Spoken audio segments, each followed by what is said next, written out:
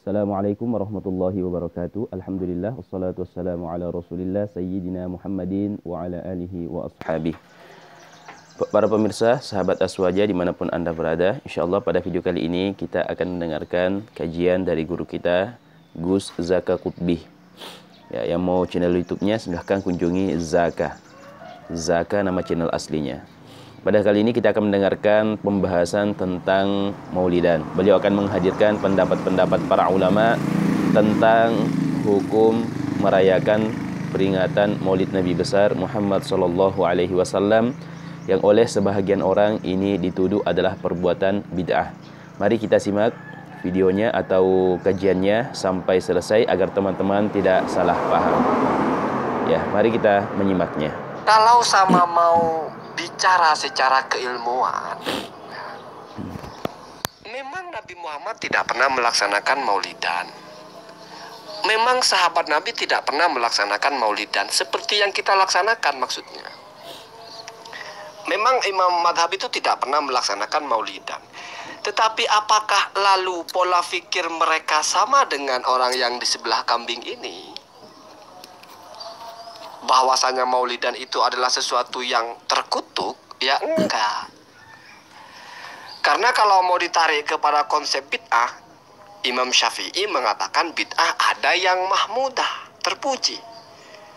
Ashab madhab Syafi'i, Imam As-Suyuti mengatakan maulidan itu bid'ah mahmudah karena ada dalilnya, yaitu hadis Nabi mengakikohkan dirinya setelah Nabi sudah dewasa, padahal sebelumnya Nabi sudah diakikohkan. Dalam syariat akikoh itu cuma satu kali, berarti yang kedua ini Nabi mensyukuri kelahirannya, itu mensyukuri maulid Nabi. Ibnu Hajar lain lagi. Ibnu Hajar mengatakan ada dalil pelaksanaan maulid, yaitu kias kepada perbuatan Nabi berpuasa setiap tanggal di mana pada hari itu Nabi Musa dibebaskan. Dan ini menjadi amalun mu'tadun, amal yang diulang-ulang fitilkal waktu atau fidzalikal waktu pada waktu itu. Setiap tanggal Asyura, tanggal 10, orang-orang Yahudi berpuasa, alasannya ternyata mensyukuri karena Nabi mereka, Nabi Musa terbebas. Maka kata Nabi Muhammad, ya saya lebih berhak untuk mensyukuri itu. Terselamatkan artinya selamat dari kematian. Nabi Muhammad terlahir artinya ada, muncul. Sama-sama sebuah nikmat. Kalau mau ditarik kepada konsep umum, mensyukuri nikmat itu ajaran dalam agama. Mensyukuri nikmat dengan bersyukur, ucap alhamdulillah, dengan melaksanakan kebaikan, taqarrub, sedekah, ibadah, sujud, mendengarkan orang ceramah, mauidhah, baca sholawat. Ini kan konsepnya ada ya. Kalau toh misalnya oke, saya tidak mau maulidan, silahkan. Karena ada memang ulama yang mengatakan maulidan itu ya tidak boleh, ada. Asy-Syatibi misalnya, ya. Imam Al-Hanafi misalnya, ada.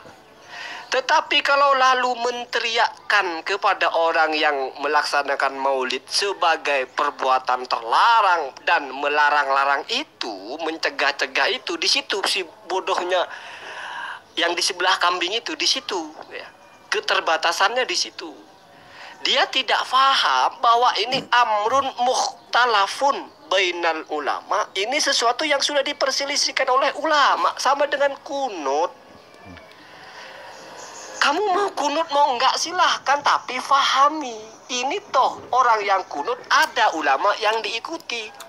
Kenapa harus kamu yakinkan mereka salah sehingga mau kamu lawan, mau kamu ingkari? Berarti tidak faham makna kaidah innama yungkarul mujma' alaihi. Jadi yang boleh diingkari itu adalah yang mujma', sesuatu yang sudah tidak ada ikhtilaf atau mafhum bidoruri atau maklum minad-din, sudah tidak ada ikhtilaf sebuah kesalahan, maka itu masuk kepada objek yungkar, disebutnya mungkar. Kalau tadi ke konsep lain, amar ma'ruf nahi mungkar. Mungkar yang dinahi itu adalah yang mujma'. Orang melihara anjing tidak bisa menganggap kemungkaran karena bisa jadi itu ikut madhab yang anjing tidak najis. Kalau masih ditarik lagi, tapi kan Rasulullah tidak mencontohkan. Imam Syafi'i yang menurut kamu tidak maulidan, dalam riwayat yang tidak diragukan kesahihannya, dinukil dalam kitab Tarikh Madinati Damaskus, bahkan diulang lagi oleh Imam Junaid al-Baghdadi dalam Tarikh Baghdad, diriwayatkan dari murid paling dekatnya yang menulis kitab Ar-Risalah, yang Imam Syafi'i yang mendikte, yang menulis, yaitu Imam Robi. Imam Syafi'i itu yakhtimu khutmatan wahidatan fi kulli lailatin, setiap malam ya, hatam satu Quran. Kalau dalam puasa, khutmatan fi lailatin wa khutmatan fi nahariha. Malam satu, siang satu. Berarti selama bulan puasa 60 kali hatam Quran. Dan semua itu dibaca di dalam sholat. Apa pernah Nabi sehari hatam Quran dibaca dalam sholat? Tidak pernah. Kalau pertanyaannya, tidak pernah dicontohkan Nabi, tidak pernah dikerjakan Nabi menjadi status hukum tidak boleh dikerjakan, Imam Syafi'i kok mengerjakan? Sehingga kita tidak bisa hatam seperti itu, bertakarub kepada Allah. Maka takliknya atau komentarnya Imam Ibnul Jauzi itu adalah bahwa menyibukkan diri istighol takarub bil birri dengan berbagai macam perbuatan baik itu anjuran dalam syariat. Kita tidak mampu untuk bisa hatam seperti Imam Syafi'i dalam Quran sehari satu kali dalam sholat. Kalau hari biasa setiap malam satu kali dalam sholat, qiyamul lailnya. Sementara kalau kalau puasa nambah siang juga satu hari satu kali, kita tidak bisa. Konsepnya sama, Imam Syafi'i takarrub, melakukan sesuatu yang tidak pernah dicontohkan oleh Nabi. Tetapi kita tidak bisa seperti itu. Kita lakukan yang kita bisa, setahun sekali bermaulid. Sama-sama tidak dicontohkan Nabi secara praktik, tetapi sama-sama punya panduan dalil. Baca Al-Quran jelas, sholat berlama-lama dalam berdirinya jelas, itu anjuran. Menghatamkan Al-Quran jelas, memperbanyak Al-Quran, bulan Ramadan syahrul Quran jelas. Prakteknya tidak sama persis dengan Nabi, nggak menjadi persoalan karena Imam Syafi'i paham apa yang disebut dengan bid'ah dolalah itu, yaitu ma khalafa asy-syari'ah, ma khalafa al-adillah asy-syar'iyyah, bertentangan, bertolak belakang dengan dalil-dalil syariat. Mafhum mukhalafahnya, kalau sesuai dengan dalil syariat maka menjadi bid'ah mahmudah. Kan begitu konsepnya. Kalau sekarang ditarik, nggak ada bid'ah itu mahmudah hasanah, semua bid'ah mazmumah. Oke, itu masih bisa diterima. Tetapi ini adalah ketika bid'ah itu diartikan secara syariat. Apa bid'ah secara syariat? Dua indikatornya. Satu, uhdisa ala ghairi mithalin sabik, sesuatu yang tidak pernah dicontoh. Tapi ini baru satu kriteria. Yang kedua, wa khalafa asy-syari'ah, dan bertentangan dengan syariah. Maka Ibnu Hajar yang juga tidak mengenal ada istilah bid'ah hasanah, bid'ah mahmudah, ya, mengatakan bahwasanya kalau bid'ah secara lafzi ma'uhdisa ala ghairi mithalin sabik, ya, sesuatu yang tidak ada contoh sebelumnya namanya bid'ah. Allah pelaku bid'ah, badi'us samawati wal ard. Nabi Muhammad bukan pelaku bid'ah, tapi lihat konsepnya, ma kuntu bid'an minar rusul. Saya bukan rasul yang bid'ah, artinya sebelum saya sudah ada rasul. Berarti kan soal contoh, dan tidak lagi terkait kepada Nabi Muhammad mencontohkan atau tidak, tapi pokoknya tidak pernah ada contoh sebelumnya, itu sudah bid'ah. Kamu anak pertama dari Sinta, maka kamu adalah bid'ah karena terlahir pertama kali dari Sinta. Sebelumnya Sinta tidak pernah melahirkan. Kamu sudah bid'ah secara bahasa. Maka kata Ibnu Hajar, kalau secara bahasa maka minha makanat mahmudatan, ada bid'ah itu yang terpuji. Minha makanat mazmumatan, ada yang tercela. Jadi semua yang baru yang tidak pernah ada contoh sebelumnya bisa baik bisa buruk. Tapi ini masalah bahasa.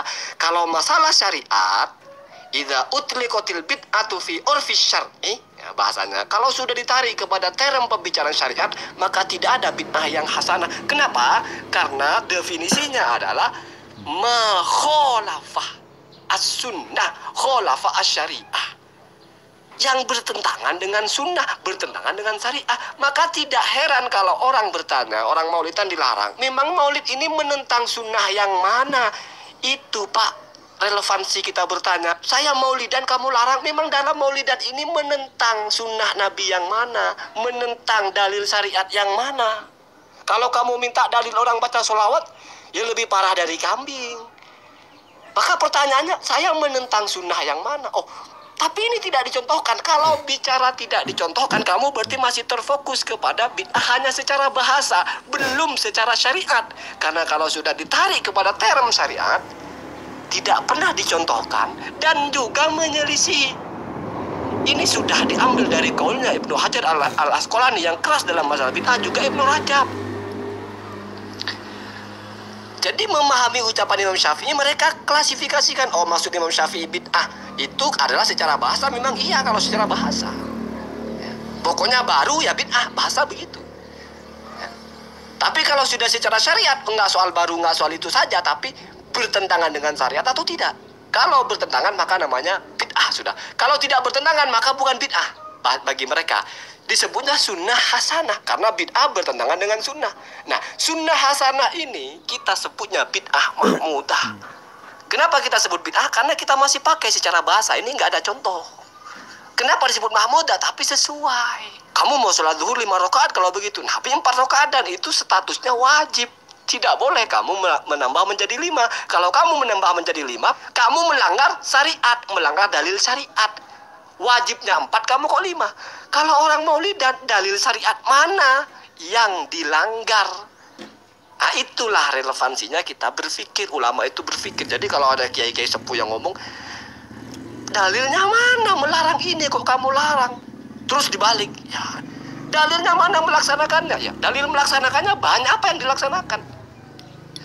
Kan bid'ah itu kalau kamu mau bicara tentang syariat kan sederhana saja. Tidak pernah ada contoh karena disebut bid'ah. Kalau sudah ada contoh nggak bid'ah lagi. Dan bertentangan dengan dalil. Karena dalil itu nggak hanya contoh. Ada qauliyah, ada fi'liyah, ada takrir ya. Jadi begitu ya. Jadi kalau ada orang duduk di sebelahnya kambing, sama-sama berjenggot, terus ditanya, kambing tidak maulidan, oke, sebelahnya juga tidak maulidan, tapi si kambing tahu kalau orang yang maulidan silahkan, dia punya dalil. Nah, yang sebelahnya ini ngotot, yang maulidan itu harus kita lawan, karena itu melakukan kemungkaran, nahi mungkar. Maka jelas kambing itu sama-sama berjenggot, tapi dia lebih pandai. Ya, siapa yang mewakili orang di sebelah kambing ini? Silahkan siapa saja ya. Semoga ada manfaatnya. Ini yang saya maksud, kritik yang halus. Assalamualaikum warahmatullahi wabarakatuh. Alhamdulillah, itulah tadi kajian yang dibawakan oleh guru kita Gus Zaka Qutbi tentang masalah memperingati Maulid Nabi Muhammad sallallahu